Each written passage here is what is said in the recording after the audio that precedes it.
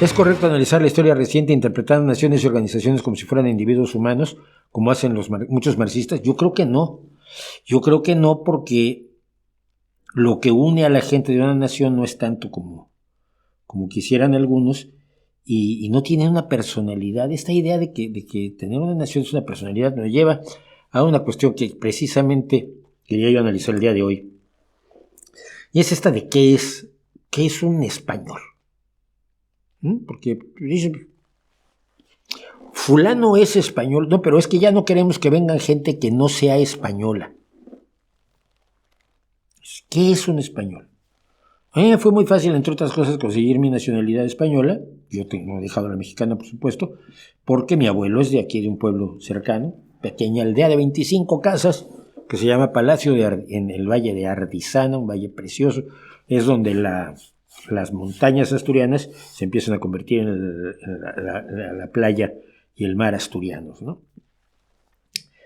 Soy español por mi pasaporte, pero soy español por cultura, pues no sé si mucho, no creo que mucho, pero por mi pasaporte, pues sí, pero por mi genética, pues en parte sí.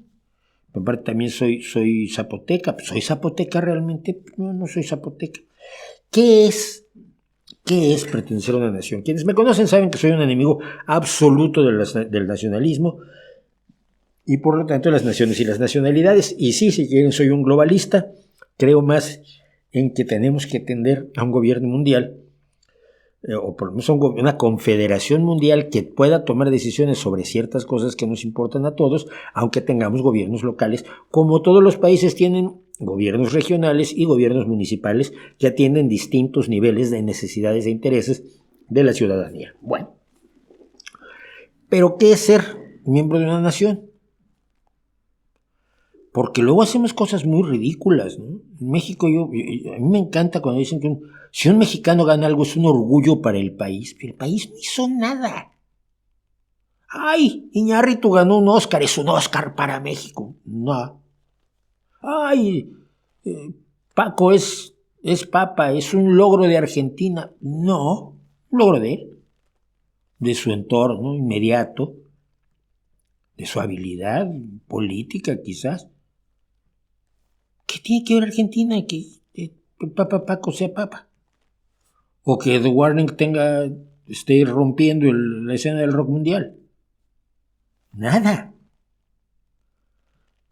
Nos agarramos a un hecho que en sí parecería muy fácil, ¿no? Son mexicanas. O Iñárritu es mexicano. Del Toro, ese hombre que me hubiera hecho famoso si no se hubiera ido. Si no fuera por la crisis del membrecillo Cedillo, por cierto, que hizo que Del Toro se fuera con Francis Ford Coppola a Hollywood, cuando estábamos preparando un mediometraje con un cuento mío, es en serio, es totalmente en serio. Es mexicano, entonces es un orgullo para México. Eso demuestra que todos los mexicanos somos buenísimos haciendo cine. No lo demuestra.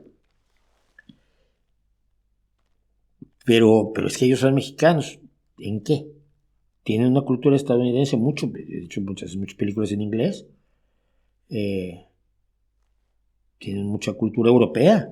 Tienen raíces culturales europeas clarísimas. Imagínate, pues, el propio Del Toro en 2 o 3 películas ha referenciado a la Segunda Guerra Mundial y la Guerra Civil Española. ¿Qué te da el ser parte de una nación? Tu genética. Porque si tu genética te da eso, los españoles son escasísimos, ¿no? La gran mayoría son descendientes de romanos, de griegos, de cartagineses y de musulmanes del califato, del Imperio Otomano. ¿Qué es? ¿El idioma? México tiene 56 idiomas, España tiene como el español, el asturiano, el catalán, el vasco, el gallego, y 2 o 3 más, o 4, de menor número de personas que los hablan, pero que siguen valiendo. 10 idiomas. Bueno, no es poquito. En Francia, en Alemania, hay muchos idiomas. Hay muchas variantes de los idiomas, ¿no? Tenía una amiga que era suiza y hablaba alemán bajo. Entonces los alemanes querían hablar con ella y no podían. Pues ella estaba hablando un alemán del siglo XVII. ¿Qué te hace ser mexicano. Beber tequila y cantar rancheras, pues ya no soy mexicano yo no bebo nada de alcohol. Y las rancheras pues ya me aburrieron hace un montón de años, ¿no? Armónica y melódica y temáticamente pues están muy limitadas. Es una expresión de un momento, pero que no, en el siglo XXI escasea. ¿Qué es ser argentino?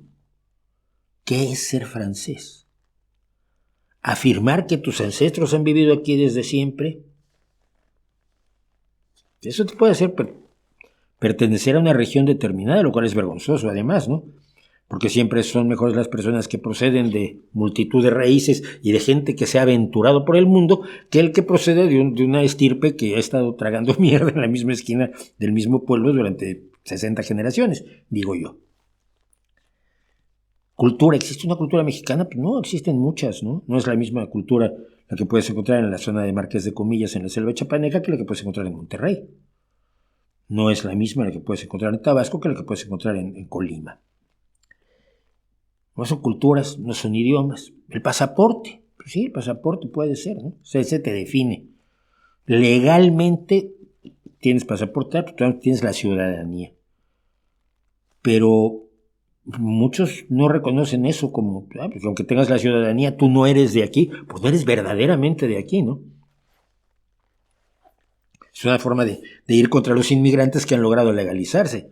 Hay gente que vive furiosa en la ultraderecha, sobre todo, de que muchos inmigrantes se legalicen, se legitimen su estancia mediante la adopción de la ciudadanía de un país u otro. Francia, Alemania, Reino Unido, lo que tú quieras.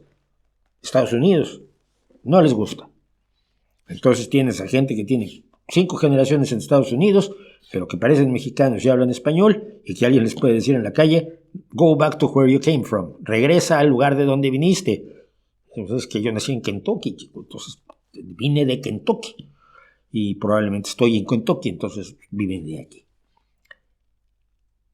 ¿Qué hace a un japonés? Hay una unidad, digamos, genética, étnica en Japón, pero hay varias etnias en Japón, y esa unidad étnica además se ha ido rompiendo en los últimos 300 años de una manera tremenda.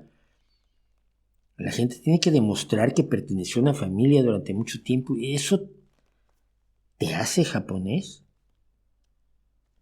No lo creo, ¿no? Sobre todo si juegas béisbol y tocas una banda de rock y te gusta usar computadoras Apple, ¿no? No eres tan... No te ajustas a ninguna preconcepción que podamos hacer de ninguna nacionalidad. Esto lo dejo sobre todo a modo de reflexión. Cuando hablamos de características que tiene la gente por pertenecer a un país determinado, los alemanes son muy buenos ingenieros, yo conozco a 3 o 4, que los dotas de un tornillo y un destornillador y hacen un desastre. O sea, tienen ingenieros lo que yo tengo de campeón mundial de baloncesto. Los franceses y el amor. No, yo he visto bastantes bestias en Francia que no ligan, pero vamos, ni por accidente.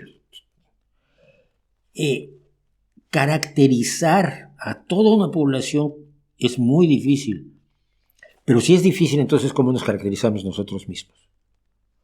¿Cómo te defines a ti mismo? Más allá, por el pasaporte estaría yo de acuerdo. Por lo tanto, me prefiero un pasaporte europeo, que es un pasaporte que me hace igual a toda la gente de un continente enorme, ¿no?